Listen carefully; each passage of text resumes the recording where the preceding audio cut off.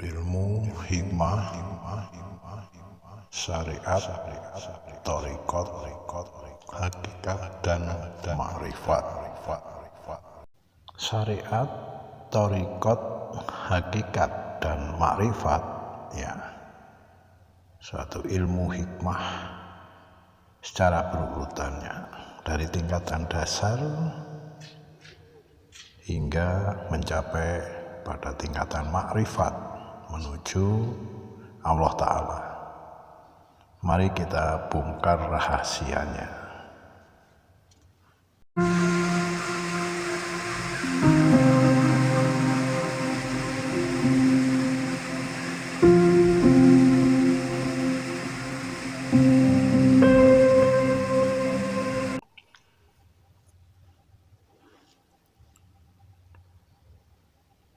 Pertama, tentang ilmu yang dasar, ya, dinamakan dengan syariat, ya. Ketika kita sudah memeluk agama Islam, maka kita wajib untuk mengetahui dan memahami apa itu syariat, yaitu sesuatu yang dinyatakan oleh Allah Ta'ala dari segala hukum amar dan nahi. Maka harus takluk pada engkau yang dohir. Salah satu ayat dari Al-Quran yang menyatakan syariat dalam urusan agama, yaitu berbunyi seperti ini, ya.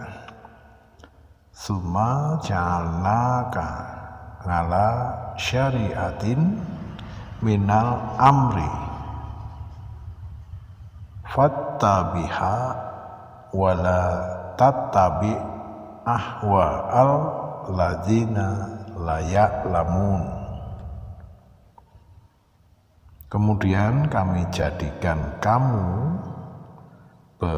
berada di atas suatu syariat atau suatu peraturan dari urusan agama itu. Ini terdapat di dalam surat Al-Jathiyah ayat yang ke-18, ya. Saudara-saudara bisa membukanya. Ini menurut Ibnu Taimiyah, syariat Islam itu wujud dari perintah untuk mentaati yang diperintahkan oleh Allah, mentaati Rasul-Rasulnya, dan mentaati para pemimpin dari golongan atau dari kalangan kita umat muslim, yakni orang-orang yang beriman, ya.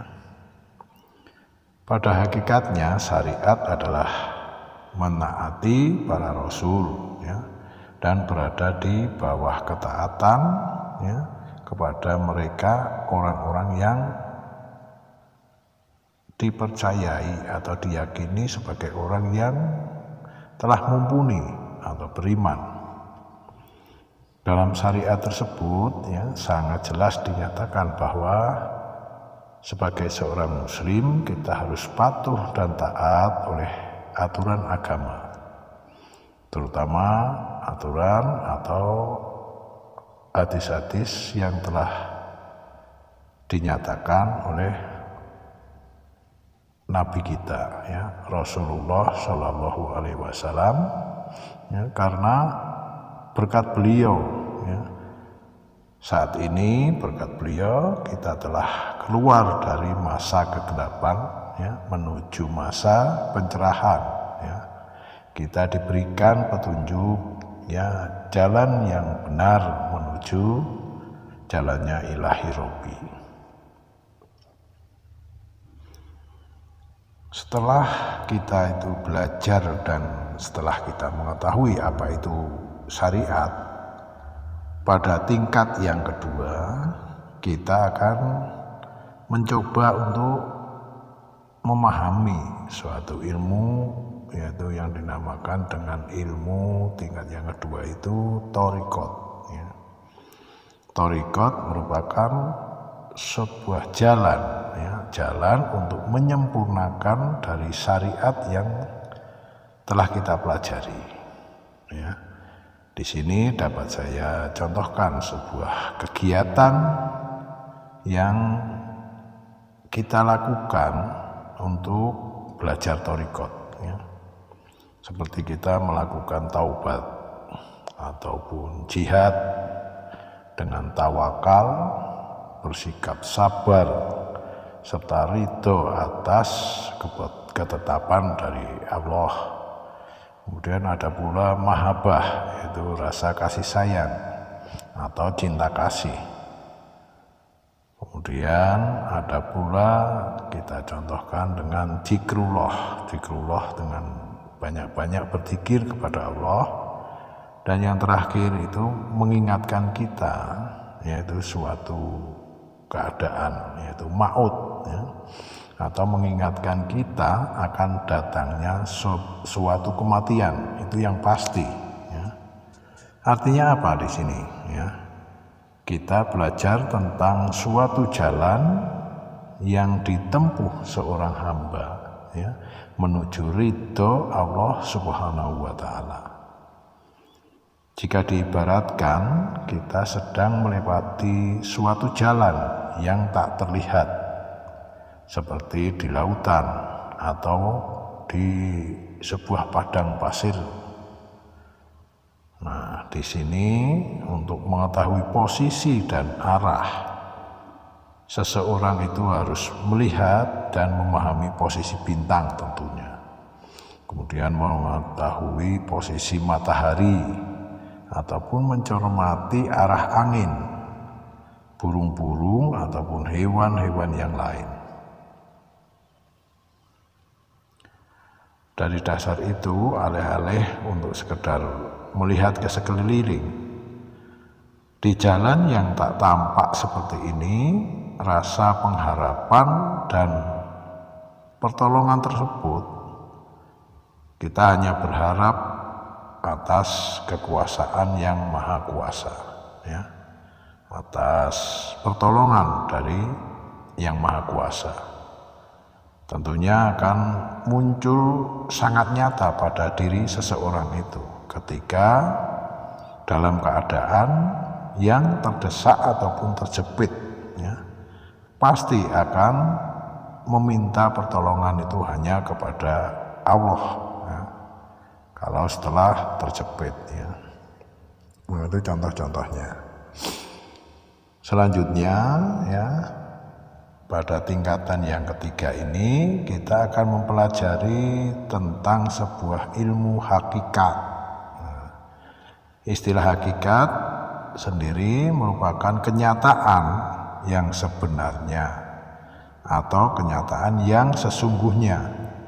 Karena hakikat itu berhubungan dengan makna atau arti, ya, bukan merupakan fakta yang terjadi. Itulah hakikat, ya. Karena hakikat yang maha pengasih akan hadir secara langsung, itu laksana sebuah sinar matahari yang menerangi bumi ini. Ya, itu adalah sebuah hakikat, ya. Proses kehidupan juga bisa kita sebut dengan hakikat, ya. Sementara dari hasil akhir itu merupakan syariat saja, ya. Gusti Allah akan menilai ketulusan perjuangan umat manusia. Itu bukan hasil akhirnya. Kalaupun harus menjumpai kematian, itu artinya mati yang syahid, mati yang berada di jalan Tuhan. Karena hidup dan mati itu ada di dalam genggaman Allah Subhanahu wa Ta'ala. Itulah yang kita sebut dengan takdir Allah, ya. Takdir itu suatu kepastian, tapi hidup itu harus tetap berjalan. Itulah sedikit gambaran, ya, mengenai pemahaman tentang ilmu hakikat ini. Untuk selanjutnya mari kita membahas tingkatan yang terakhir, yaitu tentang ilmu makrifat. Sebelum kita masuk lebih dalam lagi untuk menyelami ilmu makrifat ini, mari coba kita fahami dulu apa itu makrifat. Ya. Harus kita ketahui dulu makrifat itu ya adalah suatu bentuk ataupun proses pengenalan yang sempurna kepada Allah Ta'ala, yaitu pada afalnya dan pada asma-asmanya, termasuk di sini juga sifat dan zatnya. Adapun mengenai syariat itu adalah sebuah perbuatan ya, yang dapat diartikan bahwa syariat itu merupakan tahap awal dari seorang pengamal dalam menyembah atau berhubungan dengan Allah Subhanahu wa Ta'ala. Itu dengan mengutamakan gerak laku badaniyah ya. Gerak laku badaniyah ataupun amal perbuatan yang bersifat lahiriah saja. Ya, dalam tahap ini seorang pengamal itu diharuskan untuk selalu menjaga kesucian secara lahiriah. Ya, salah satunya dengan cara berwudu. Ya. Ketika hendak melaksanakan sholat tentunya kita harus bersuci. Nah, itu dengan jalan berwudu. Ya. Pada syariat ini seorang pengamal wajib mengerjakan sholat 5 waktu yang diikuti dengan zikir secara lisan dengan berpedoman pada aturan yang telah ditetapkan. Pada tahap ini pula seorang yang mengamalkan syariat diharuskan melaksanakan sholat-sholat dan berbagai macam kewajiban agama lainnya ya. Seperti puasa, zakat, dan menyantuni anak yatim. Itu secara terus-menerus, secara tepat dan tekun. Kemudian yang kita maksud dengan zikir di sini ya, merupakan perbuatan yang harus kita kerjakan ya, yang dikerjakan itu untuk mengutamakan pada aspek zahiriyah saja, dan pada pusat amaliyah zikir itu secara syariat ini pada lisan ya, utamanya pada lisan. Pada pengamal syariat itu merupakan rangkaian dari jalan hidup seorang pengamal ya. Meskipun menekankan pada gerak laku jasmani, tetapi tetap harus berpedoman pada aspek batiniah. Ini karena akan terkoneksi dengan ya namanya tarekat, kemudian hakikat, juga yang terakhir itu makrifat ya. Karena pelaku spiritual atau pengamal harus tetap berpedoman pada Al-Quran, hadis, dan sunnah-sunnahnya Rasul. Karena dengan landasan tersebut maka akan terkumpul semua aspek. Dengan kata lain ya, syariat adalah sebuah cermin sempurnanya laku spiritual dari seorang pengamal. Maaf. Dengan demikian pada syariat ini sebenarnya terdapat semua aspek ya, semua aspek yang sebagaimana diungkapkan di dalam ajaran tarekat ya, di dalam ajaran tarekat. Karena seorang pengamal dalam beribadah untuk mendekatkan diri kepada Allah lebih mengutamakan hati ataupun mengutamakan batiniah, sebagaimana dalam untean tentang tarekat untuk menuju perbuatan untuk menyempurnakan syariat ini, ya. Tarekat yang dalam bahasa Arab itu berarti jalan, itu diartikan dengan kita menyebutnya seperti jalan perbuatan, ya. Dengan demikian, ya, tarekat lebih kepada aspek batiniah dari syariat itu sendiri. Jadi masih ada keterkaitan, ya, dari tingkatan ke tingkatan selanjutnya. Seperti karena tarekat merupakan laku batin yang didasarkan pada aspek zikir, kemudian yang diajarkan di dalam tarekat yaitu zikir lisan dan zikir kolbi. Pada pengamal lebih banyak mengambil zikir kolbi daripada zikir lisan yang tidak terikat oleh waktu dan keadaan. Karena dengan zikir kolbi ini akan dapat memberikan dampak pada kebersihan hati dan batin kita dari sifat-sifat yang tercela. Karena zikir kolbi ini yang akan memberikan efek yang lebih besar, ya, bagi para pengamalnya. Makom tarekat bagi para pengamal tarekat, ya, lebih sering mengutamakan zikir kolbi ini, ya, zikir hati dalam beribadah untuk mendekatkan diri kepada Allah Subhanahu wa Ta'ala.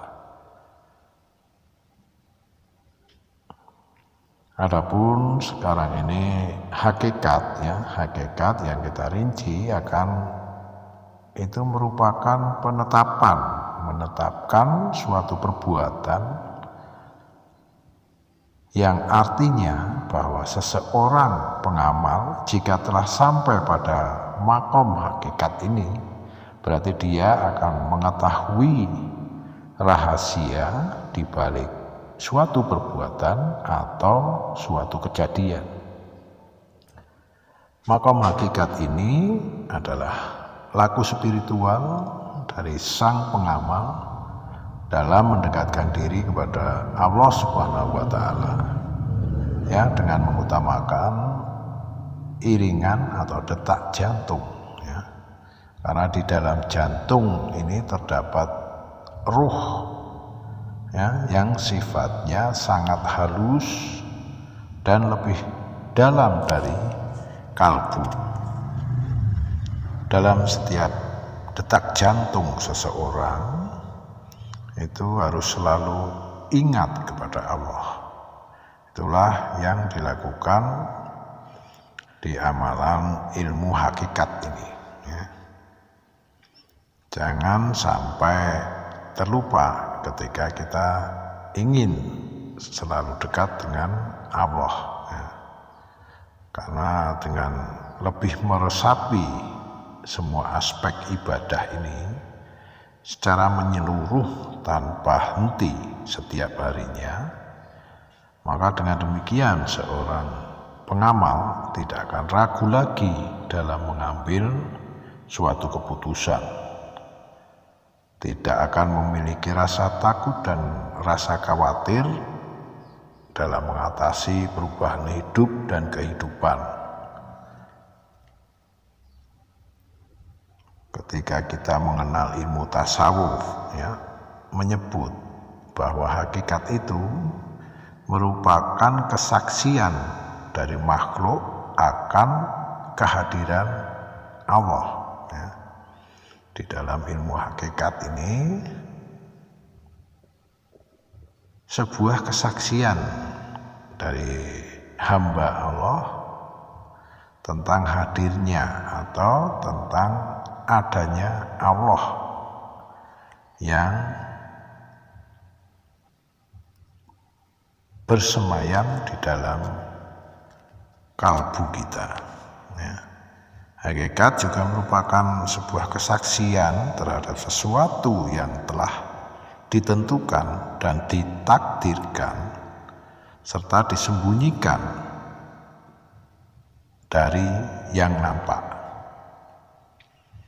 Sedangkan untuk menuju ke hakikat ini, bagi setiap pengamal harus benar-benar mengenal akan zat Allah. Harus benar-benar mengenal sifat-sifat Allah. Yang utama juga harus mengenal asma-asma Allah, mengenal afalnya Allah, dan pada inti dasarnya mengenal adanya Allah Subhanahu wa Ta'ala. Jika kita telah sampai mencapai makom makrifat ini, maka kita tidak akan lagi yang namanya membutuhkan bimbingan dari seorang guru, ya. Karena sang pengamal ini sudah bisa menggunakan kekuatan batinnya sendiri, karena sudah tidak ada lagi tabir penutup antara dirinya dengan Allah, ya. Seperti makrifat, ya, merupakan tahap keterbukanya hijab antara manusia dengan Tuhannya. Di sini akan saya jelaskan, ya, ada beberapa tingkatan yang namanya yang kita sebut makrifat itu, ya. Yang pertama ini yang bisa kita sebut dengan makrifat takbiratul ihram. Makrifat takbiratul ihram ini tidak ada dia, yaitu Allah, pada keadaan dua asma atau zat Allah. Hal ini harus kita amalkan ketika kita melaksanakan sholat. Begitu kita mengangkat tangan, kemudian mengucapkan takbir Allahu Akbar, saat itulah hati dan pikiran kita telah menyatu dengan meyakini kehadiran Allah yang Maha Agung berada di dalam kalbu kita, ya. Waktu kita sedang mengerjakan sholat dan mengucapkan takbir Allahu Akbar tersebut, maka hanya mengingat satu zat, satu nama, yaitu Allah Azza wa Jalla. Nah, kemudian pada tingkatan yang kedua ini makrifat syahadat. Yang makrifat syahadat ini tiada lagi nama Allah yang dua, lagi isim, ya, yang artinya bermula adanya nama dan yang dinamakan. Hal itu sebenarnya hanyalah satu, nama Allah yang satu dan dinamakan Allah, dialah juga yang satu, tiada selainnya. Pada tingkatan yang ketiga, yaitu tingkat makrifat sakaratul maut, yaitu tiada yang hidup abadi, ya, tiada yang hidup abadi kecuali hanya satu. Tetapi hidup ruh itu bihayatillah, ya, tetap hidup, ya, tetap bersemayam di hadapan Allah. kita mulai membahas tentang Awaluddin Ma'rifatullah ya. Awaluddin Ma'rifatullah ini intinya kita mengenal Allah, dan yang dikatakan agama itu ibaratnya menghimpunkan 4 perkara, yaitu iman, Islam, tauhid, dan makrifat. Iman itu yang diterima roh, sedangkan Islam itu yang menerima roh. Tauhid itu merupakan perjumpaan dari roh, dan yang terakhir makrifat itu merupakan pandangan dari roh ya. Jadi selanjutnya ada beberapa hal yang masih saling berhubungan dengan ilmu makrifat ini, tentang perihal kefanaan atau fana ya. Apabila perasaan kita ini bertemu dengan Allah Ta'ala, lalu berasa sekali masuknya Allah di dalam kolbu kita, inilah yang dinamakan dengan ghairullah ya, pada akal pikiran yang telah dikuasai oleh perasaan terhadap Allah Subhanahu wa Ta'ala. Ketika hal itu terjadi, maka seolah jasad ini telah dikuasai oleh sesuatu daya tarik yang begitu kuat, dan entah dari mana kekuatan itu hadir, namun perasaan itu semakin kuat dan semakin hebat akan mengingat terhadap zat ilahi Robbi.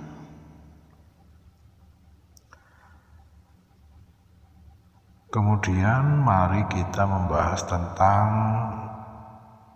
bako ya. Bako ini masih dalam urutan dalam makrifat ya. Dalam ilmu makrifat itu terdapat makom bako,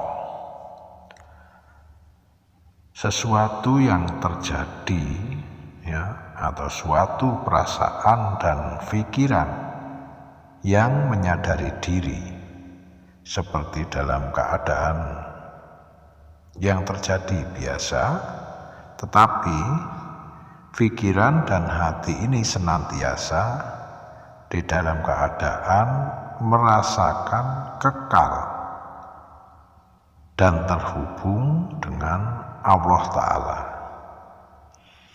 Hal ini bisa kita rasakan akan kecintaan kita dan rasa selalu terhubung dengan Allah, walaupun kita sedang kondisi berkumpul dengan orang lain, ataupun sedang sibuk bekerja atau beraktivitas lah ya.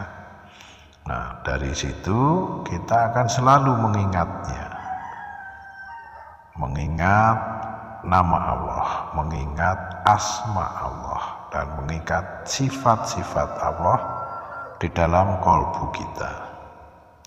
Nah, coba kita ibaratkan ya,